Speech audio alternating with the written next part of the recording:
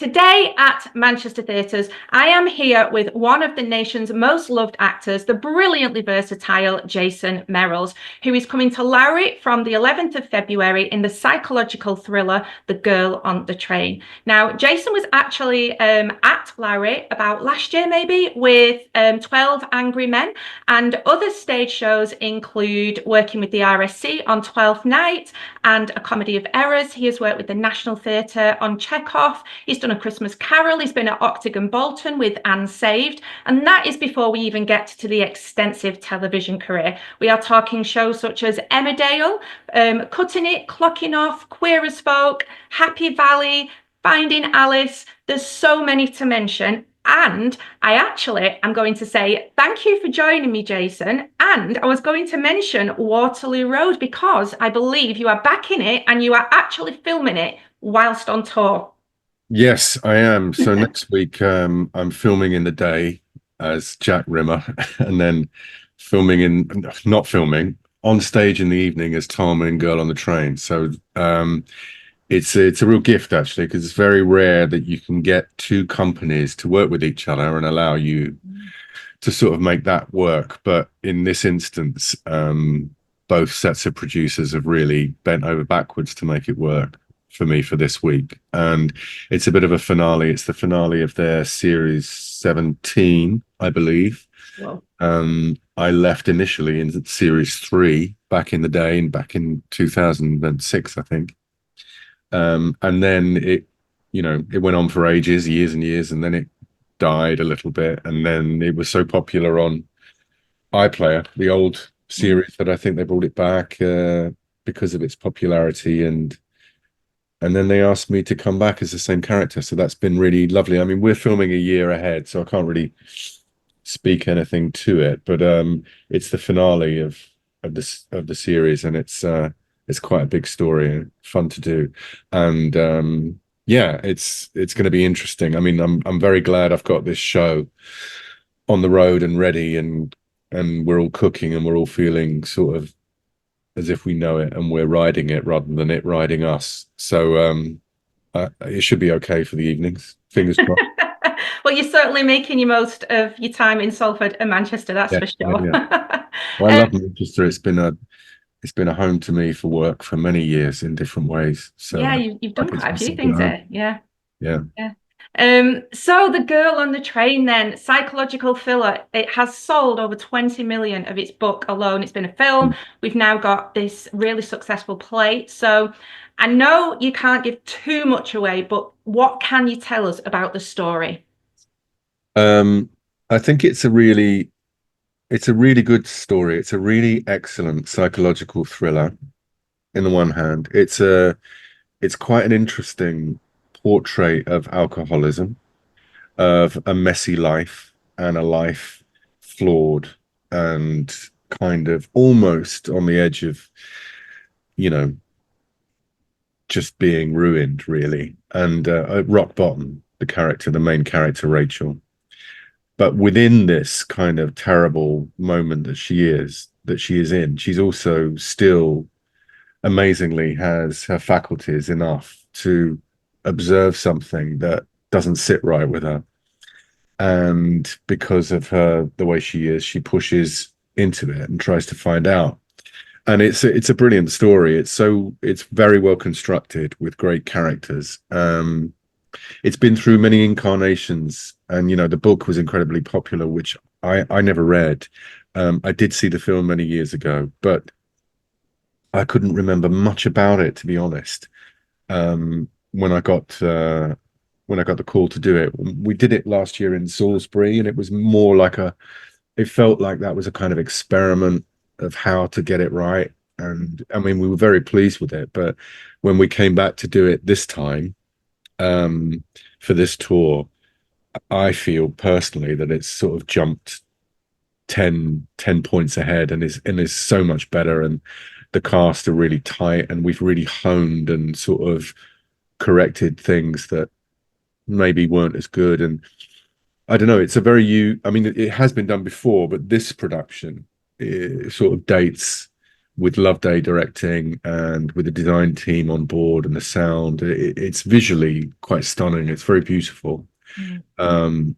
And it's quite very theatrical. It's not trying to be a movie. It's a piece of theatre, and I'm very proud of it. Yeah. Mm.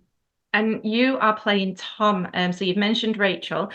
Tom is Rachel's ex-husband. Hmm. And again, I know you can't potentially say too much, but with that in mind, how would Tom like the audience to see him? Who would Tom want people to think he was? I think someone that was doing his best for the people around him, for his family, and doing his best for his ex as well, who really doesn't leave him and his new wife alone. Is always there, always demanding, always knocking on the door. She lives around the corner when she didn't really have to. So she's been a bit of a pain to both of them. But I think he would like you to see that he's doing his best by her, even though it was his fault initially that they split up. Um, he would, I suppose, justify that by saying she was deep into alcoholism and impossible to sort of carry on living with. But the story isn't quite as simple as that. And as you go through the play, you slowly, at which point I don't know, but you'll slowly see that perhaps he's not all he's cracked up to be, and perhaps there's a reason why she hasn't left him alone. You know. Mm. Yeah, and there's what I was going to ask as well is because on tour there's a few different actors playing Rachel. So in at Lowry we are getting the wonderful Giovanna Fletcher. When you play the same part but opposite different people, does that slightly alter your own performance?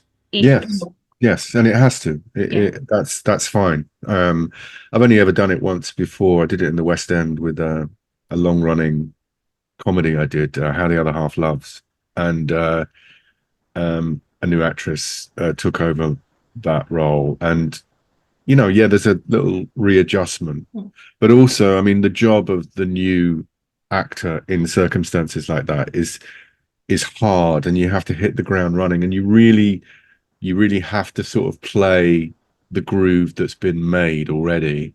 Yeah. I mean, yeah, there's room for maneuver within it, but you can't sort of just launch into a new direction because so many other domino pieces depend on a certain groove, a certain channel being followed.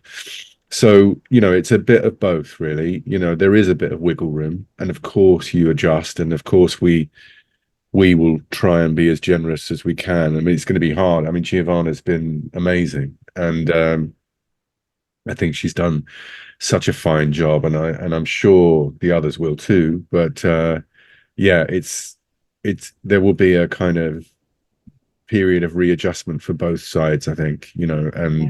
and then just keep going until we all feel that we're singing the same tune.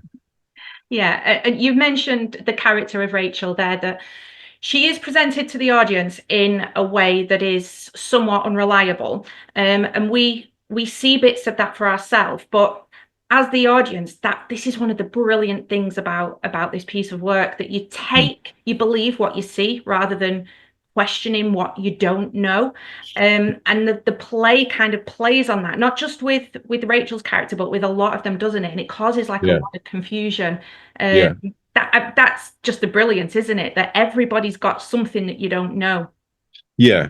And the play's got so many interesting themes about gaslighting, which as a concept, I think predates the word, which is quite new, but I think it's been going on for centuries, and longer.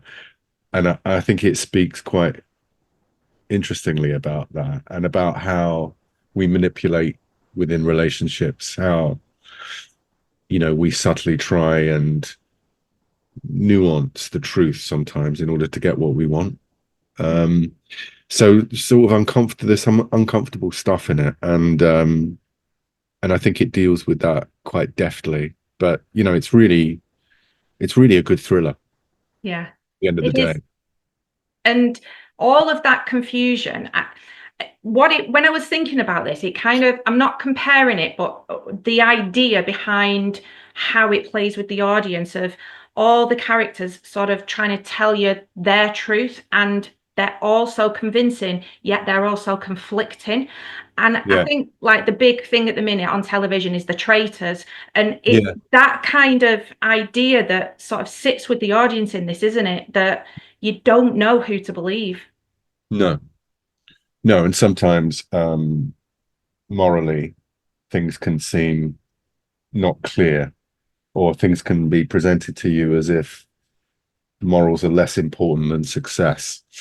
Um, and if something is achieved, then don't worry about how you achieved it, Mm, because winning is more important. That's a kind of a dark message that seems quite current in the world, mm. unfortunately. But so I suppose the satisfying thing about a story like this is it comes down to there is right and wrong, and there is kind of good that wins out, hopefully.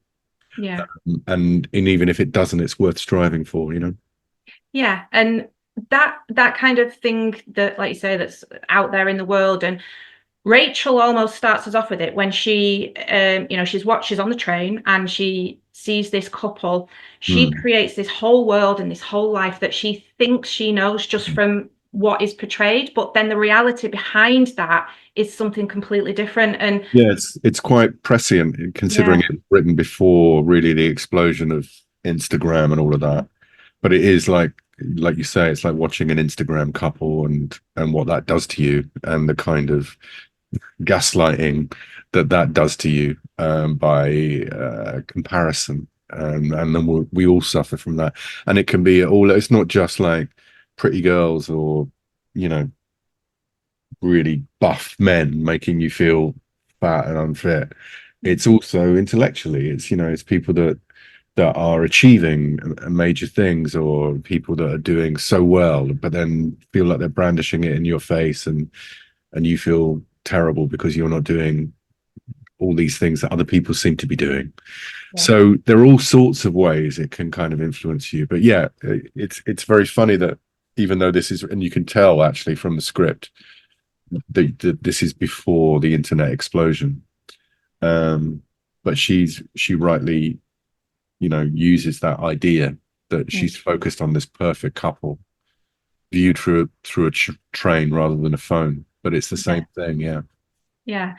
And with all of these different themes, you've mentioned some of them. There's gaslighting, there's coercive control, there's addiction, there's abuse. It Mm. is really, there's a lot of heaviness in it. When you're rehearsing, how do you kind of, as an actor, this is really, I'm asking, how do you find that you're able to go into that, deal with all of those really big, serious things, and then not take that into the rest of your world with you, so that you're not going insane? Yeah, well, I mean, there's a cliche about doing tragedies, which is that it's a lot of fun, and that's true. And there's and conversely, comedy can be very serious, because getting those timings right. If you're doing a comedy like I don't know, or Eightborn or Richard Bean or someone like that, and the gag is every line is a gag. It technically Yeah, it's very serious to get that right.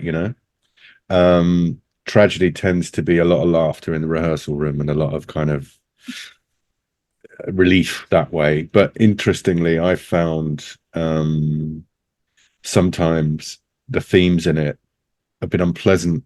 It's not that I take them home, but it's more like it's just unpleasant to think through them as that person, and then think, oh, that's quite similar to something lesser that I did, maybe, but I feel a bit icky about that. You know what I mean? It kind yeah, of, it sort of turns the spotlight back on you and your life, and makes you think about yourself. And sometimes that's uncomfortable. But generally, I think we've had a lot of fun making this, and we have a lot of fun doing it. And because of and there's a lot of humor in it, actually. yeah. There's a lot of funny moments. So it's not it's not all darkness. Yeah. So if Tom was selling the play to us then, why would Tom tell us that we had to come and watch this story? Well, that's complicated. I don't know if he would. Well, that's true, yeah.